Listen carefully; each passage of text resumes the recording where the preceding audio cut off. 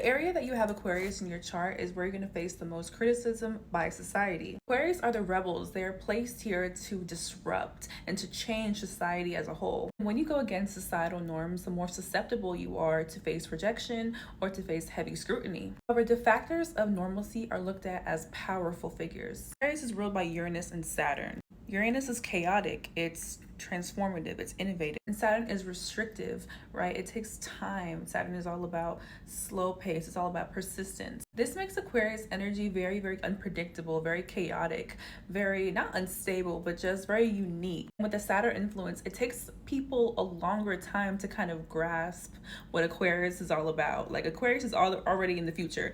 And then when people catch up, Aquarius still moving the goalposts. When you find yourself to be rejected, this is the area of life that you need to accept most of all. It's not for other people to understand. For example, if you have Aquarius in your first house, your identity could be very unique, and that could be jarring to some people. Or the way that you are, physically look, your physical body, your physical face, how you carry yourself has a sort of energy that, if you go against the norms, people are going to reject that. But eventually, people are going to accept it and people are going to be imitating it. If you have Aquarius in second house, the things that you value and the way that you make money could come with some scrutiny. This can be like an unconventional way to make money. Like think of like OF models, think of entrepreneurs. The way that you make money directly opposes how society thinks that we should work. We should have a 9 to 5 and do the hustle and grind.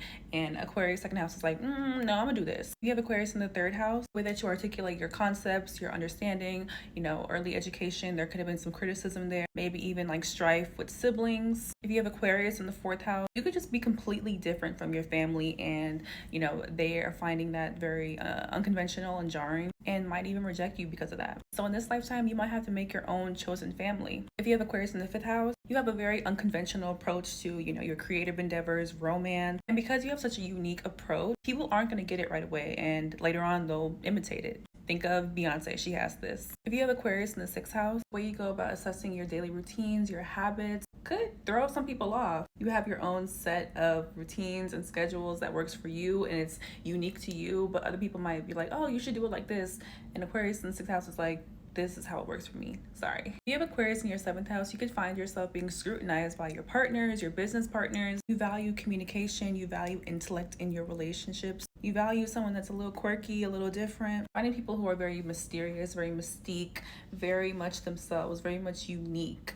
You find that attractive. If you have Aquarius in your eighth house, the way that you approach intimacy or sex could be heavily scrutinized. Listen, Aquarius is all about exploration. It's all about finding new solutions. So you could get a little free in the bedroom. You know what I'm saying? If you have Aquarius in your ninth house, if you are in pursuit of academia, you could find rejection in the way that you approach your philosophy, higher ideals, and your fascination with other cultures. And if you have Aquarius in your 10th house, you could face criticism in the way that you approach your career. Your public perception might be very skewed because your career path is not linear, right? The career that you choose might be very unconventional, maybe very unique. And the public is just like, I don't know about this one, but over time, they eventually come to accept it. If you have Aquarius in the 11th house, watch out for this one because you could be subjected to groupthink. Because 11th house is all about social groups, organizations, social networks. So you could have your own unique approach, how you utilize your social medias,